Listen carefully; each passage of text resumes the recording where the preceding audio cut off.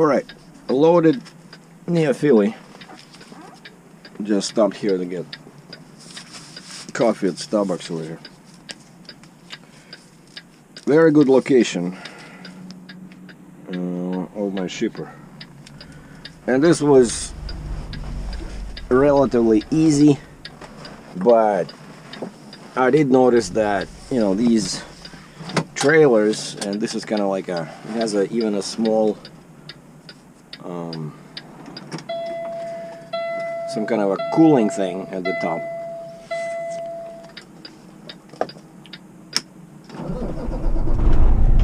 Like a mini reefer. And the kingpin is, I checked it with my measuring tape. The kingpin is 36 inches on this thing.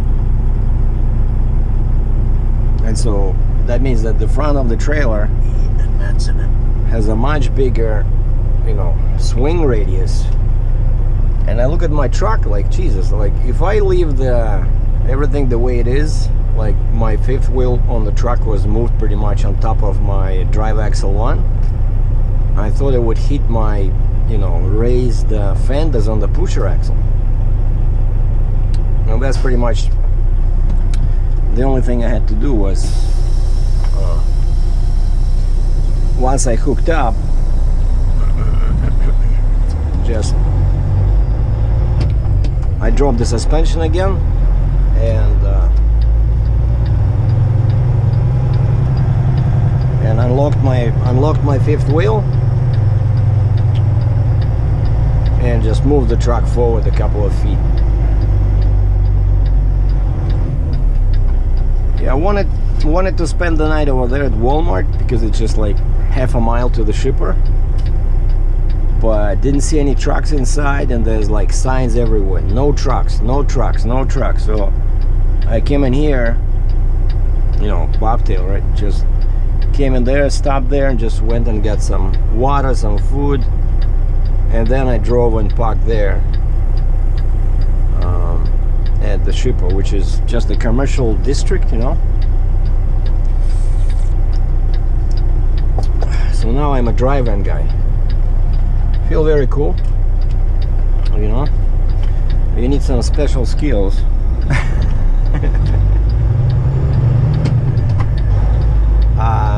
First impressions, the trailer turns on a dime, you know, because the wheelbase, Turn right onto New Jersey 73 North and then use the right lane to take the I-295 North Rail. the wheelbase is like a regular, like the way it should be, right? And of course on my RGN trailer, the wheelbase is longer. It's like 43 or 44 feet. And that's one thing you notice, is that it's so much easier to go around corners, you know, like it's surprising. Like when I'm looking at the corner and I'm thinking, shoot, Use the right lane to take the I-295. I'm gonna hit the curb. Then I look at the mirror. No, everything is cool, you know. So the wheels follow the truck much closer, which is always a very cool thing. And also the weight, of course, they said it's like 10,000–15,000 pounds. So basically it's these guys, it's some kind of a security firm. They have a job in Canada, and so they fly over there tomorrow, but they have all this stuff, like the tools and the personal stuff, you know, and it's their own trailer. And so it's their own trailer, and so they just loaded it up.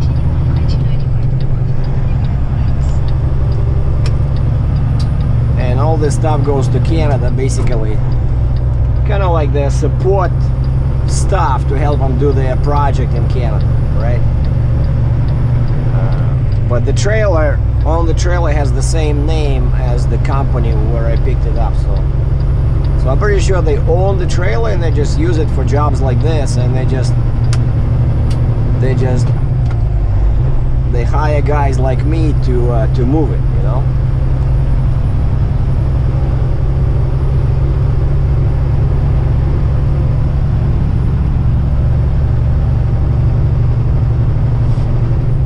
And so yeah, what I was trying to say is that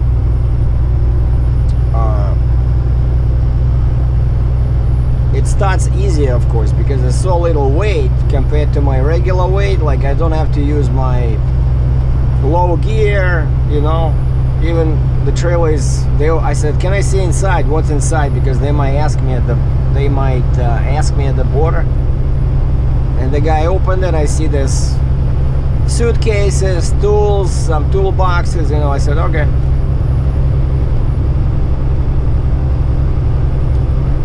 So it's a pretty light load. So easy, you know. I walk in the park.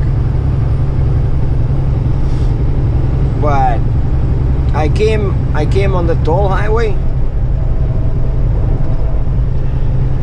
But just to keep my costs down, I decided to avoid it on the way back. So I punched in,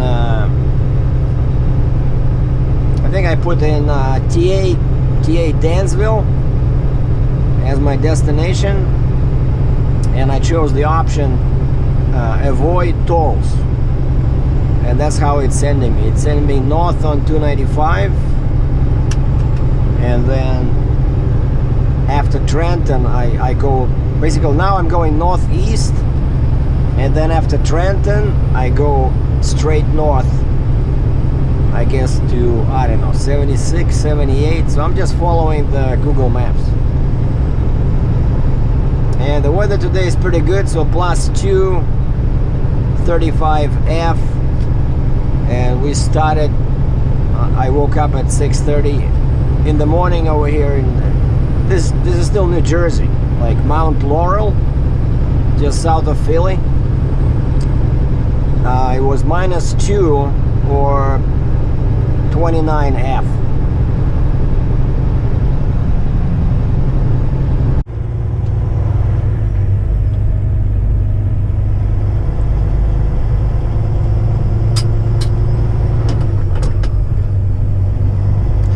This is I-80 West.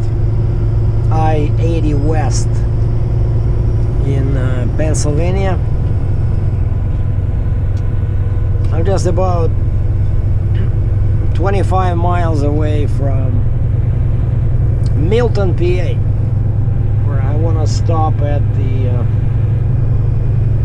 Flying J.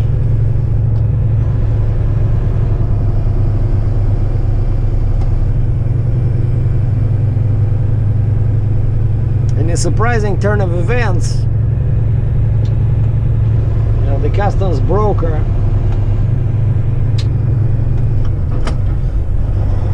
broker calls me and he says, well, actually emails me, and he says, this is my first customer with a load like this.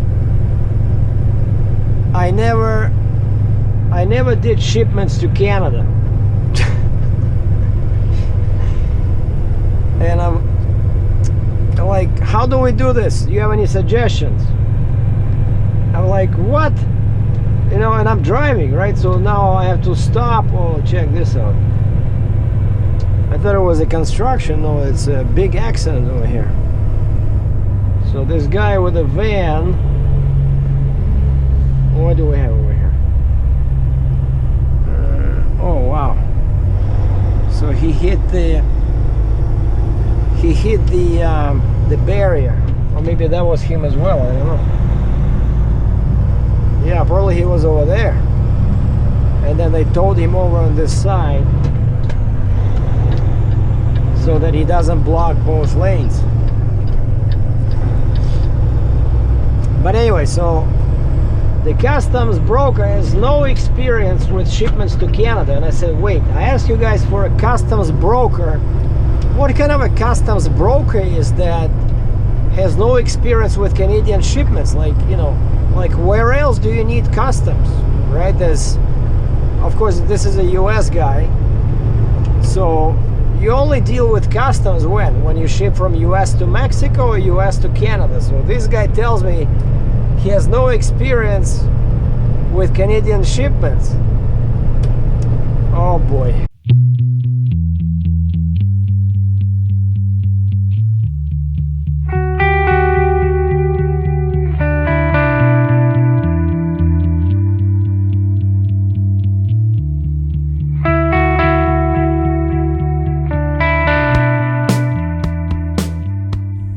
Well, I arrived in Cheektowaga. This is a Jim's truck stop, like probably the only truck stop here in Buffalo.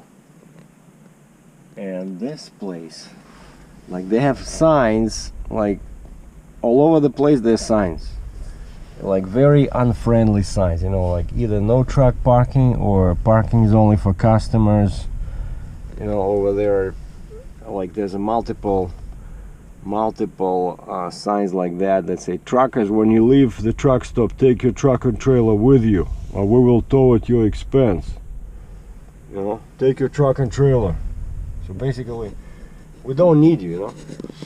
And then over there, like where all those guys parked in the distance, there used to be some kind of a store in here, and they put blocks in there. Okay, so people don't park in there because that's a closed property.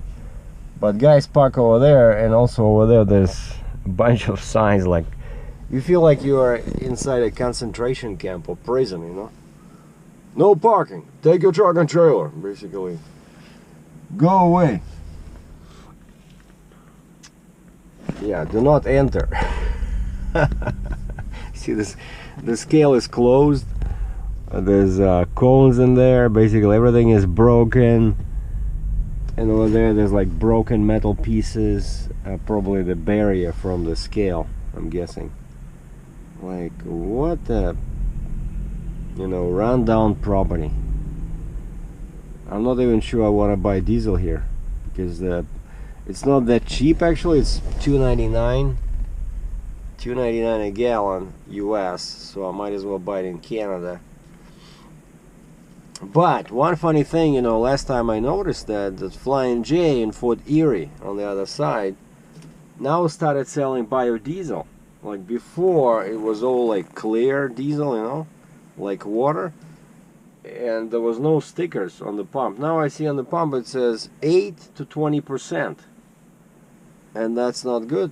And actually I was just talking to Kenworth again, because I cannot believe, like, these fuel filters, you know, they're killing me. You know, like this thing, I was so happy to have this fuel restriction gauge, right? Because I thought it was such a cool thing, but now it just causes me, you know, constant stress, because it basically with this truck, for some reason, maybe because it's winter or something, or maybe I'm using wrong filters, like maybe they're giving me wrong filters. But if you remember last video, right, when I went to Minnesota to bring that ugly drum, right, on the way there I stopped in Black River Falls because I already had like over 10 restriction over here. See in the middle, so it's 5. I know it's dark, but 5.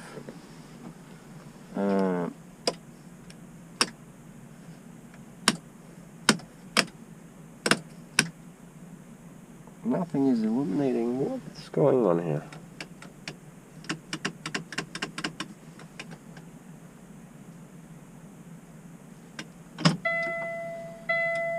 Alright, see, like, unless you...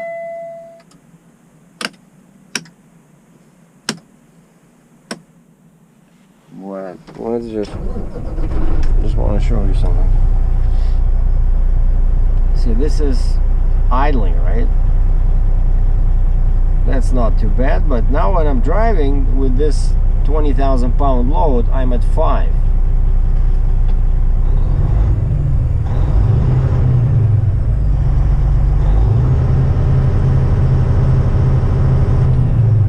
Anyway, of course now when I want to show it, it's not gonna go, but it's 5, whereas 2 days ago it was 0. Basically, what's funny about that is that I just changed both filters in Black River Falls. And if you count the miles, so basically from Black River Falls, I went 4 hours. I picked up the trailer in Minnesota. I came back. That's another 4 hours. Then I drove to Canada, delivered that trailer north of Toronto, Vaughan. Then I drove to Cambridge, and in Cambridge I got both tanks full at a Canadian Tire, and I think diesel was again a bit greenish, you know. I don't think it was like clear, you know. And that was my last fill up at the Canadian Tire small gas station with a diesel pump.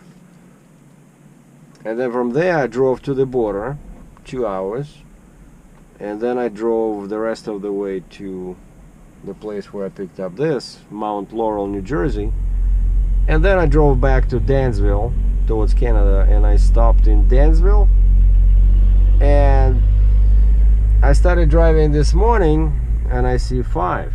Then I accelerate up a hill, I see 7. Once I saw 11. So basically that means that it's done, you know, another day or two, and this is a very light load, right? So if I hook up my RGN and I put a heavy load on it, it'll definitely be over 10.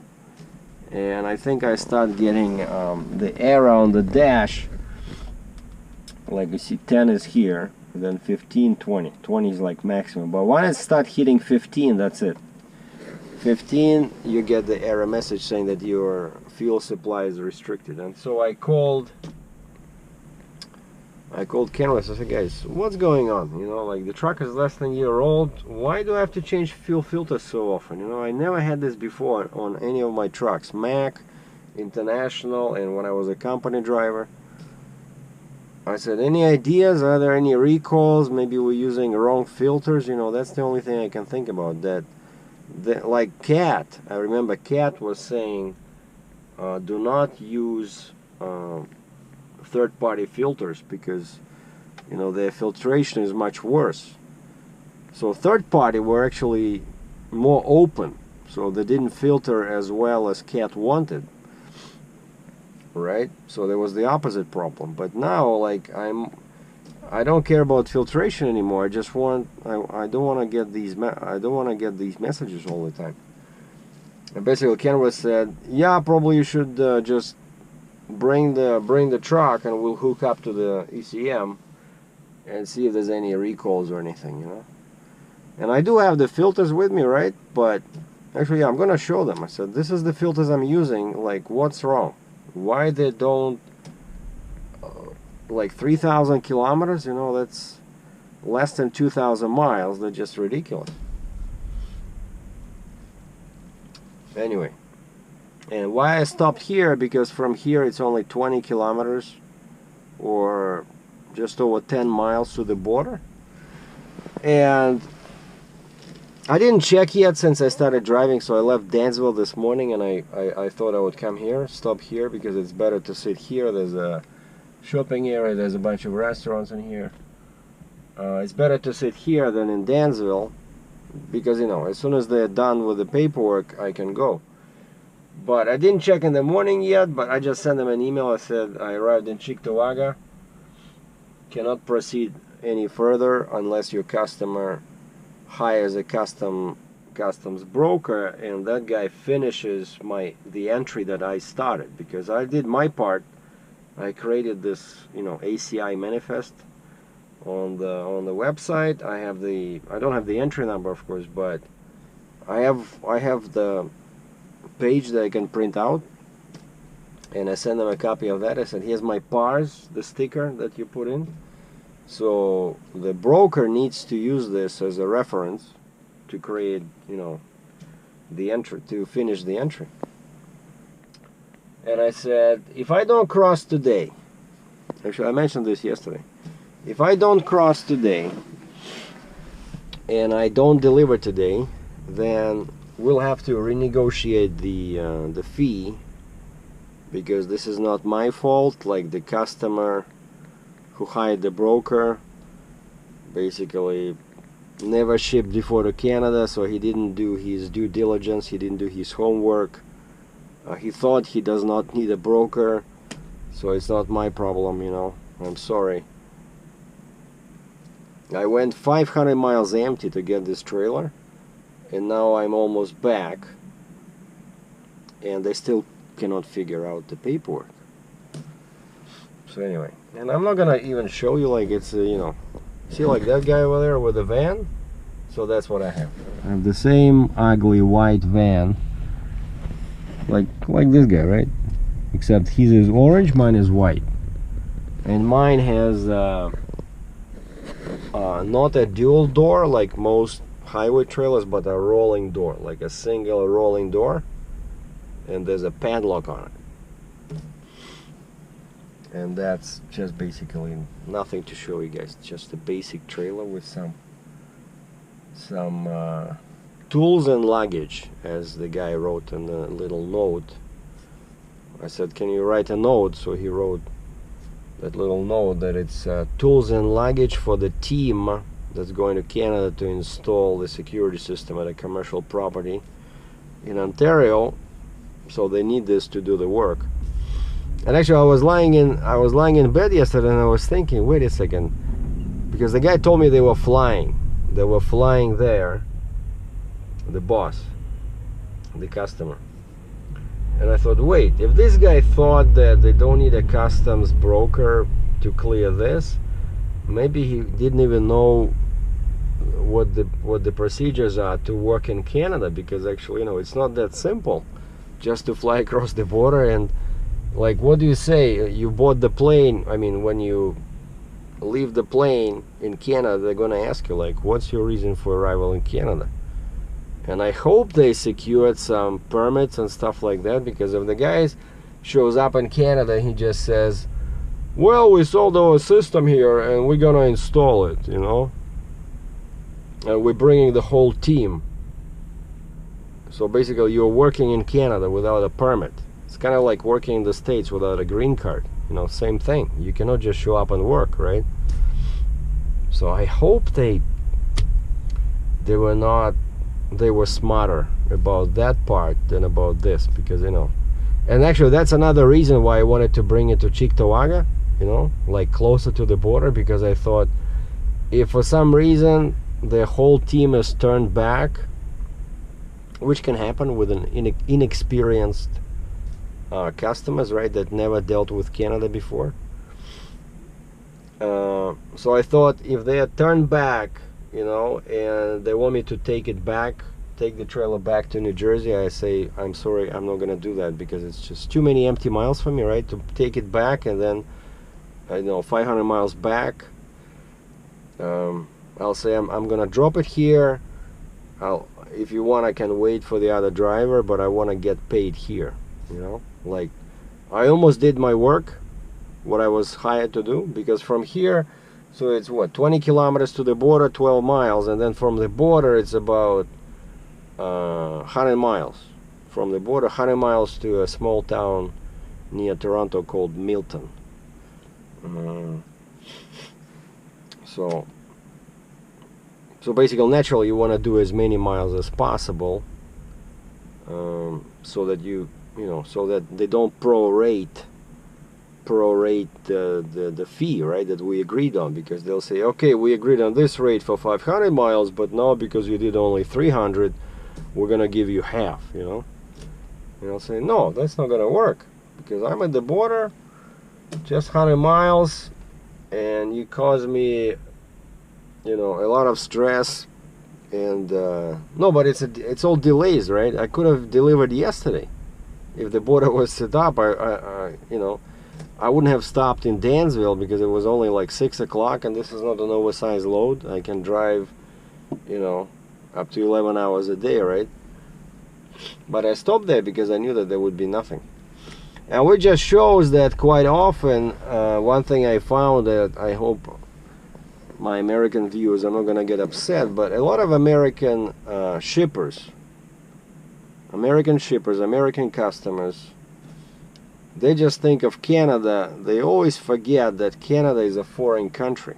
Like, to a lot of customers in the States, Canada is kind of like, it's up there somewhere, they know it exists, And they always think that it's like kind of like another state, you know, like another big state. And they don't realize that the rules are very different, you know.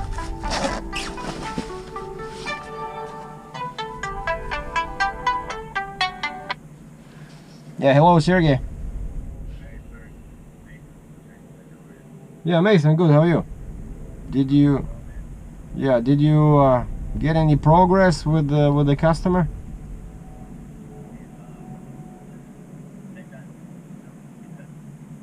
Wait, that's what they were told by who? By the broker or by the Canada So the customs broker wants $7,000 to bring it in.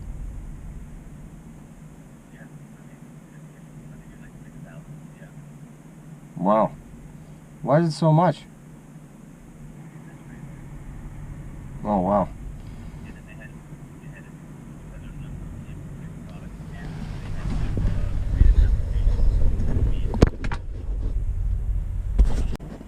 Yeah, this was this guy Mason.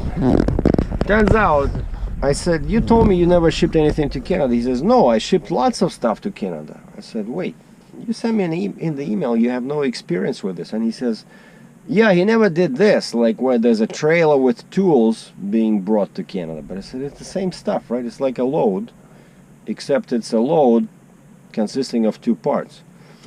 And now he was saying that so they did talk to brokers, so they did take my concerns seriously. And he says yesterday this guy talked to 20 customs brokers, 20, and he says some of them say the driver does not need anything, just make an oral declaration at the border saying the tools are there for a temporary, you know, use. Another guy told them they need to pay $7,000. And I said, what? Why so much, you know? So he says, well, because he says, I'm sure that customs broker does not understand that it's a temporary entry. But these guys, they had to create account with Canada Customs, so they were doing, you know, they were not just sitting on their butt, they were working.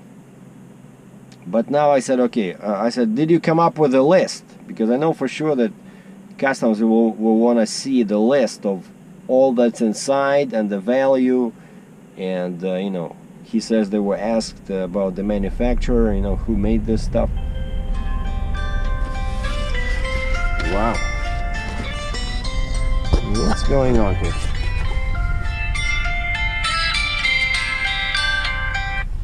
Hello, Sergey.